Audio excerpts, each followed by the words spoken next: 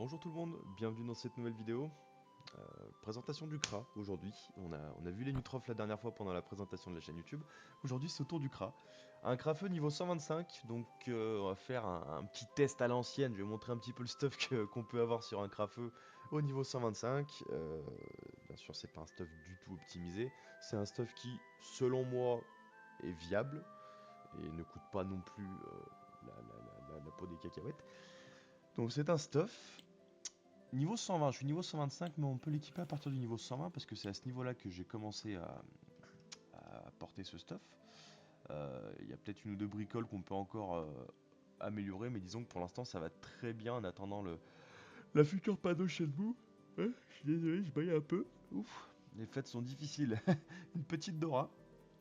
Donc très important le dommage et puis l'intelligence. Alors là où j'ai fait le con, c'est que j'aurais dû garder de la prospection parce qu'en fait j'ai un gros souci, c'est que je me retrouve avec une prospection à 160 et c'est très très faible pour aller dropper. Une cape d'Eliawood, sincèrement 8 dommages, 36 d'intel de PO, enfin je vois pas ce qu'on peut demander de mieux. Une baguette d'élarme PA PO PM, ça c'est pareil, on peut rien demander de mieux.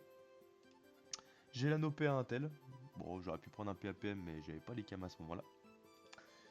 Une wassulette, voilà. Bon, rien de bien fou, je pense que ça on peut l'améliorer, on peut la changer.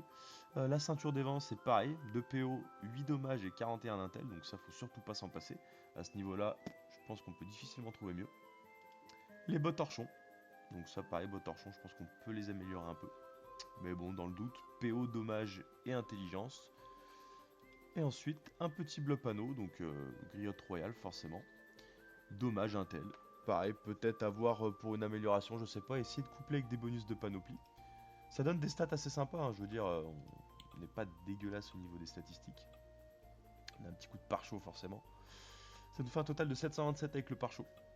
Voilà, 7 PO. 10-5, 10-5 ça suffit. C'est bon. Hop, hop, hop, hop. On va montrer un petit peu ce que ça donne. Voilà, ça c'est la petite flèche explosive. Ah ouais, j'ai pas été très malin, j'aurais dû prendre un putsch un peu plus vénère. Voilà, on va faire comme ça. Bah, 1500 c'est encore pas la folie, mais...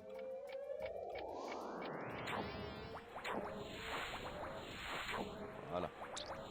Donc on a vu l'explo, la glacée, donc 161. Voilà, petite flèche magique à 328. Et puis on a une petite flèche enflammée, voilà, bon 392 en CC, avec un coup de putsch, 342. Voilà, sans stats, sans boost, 116, pas dégueu.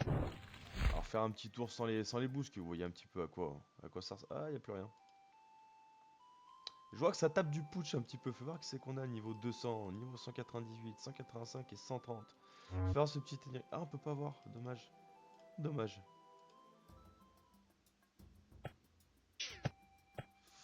Ah ouais, l'Arcadie.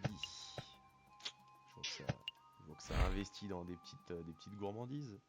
Allez, c'est parti, niveau 50. Hop. Donc du coup, on a dit sans stats, sans boost, pardon. Voilà. C'est encore pas dégueu, hein, je veux dire, ça reste assez viable pour farmer, hein. Hop,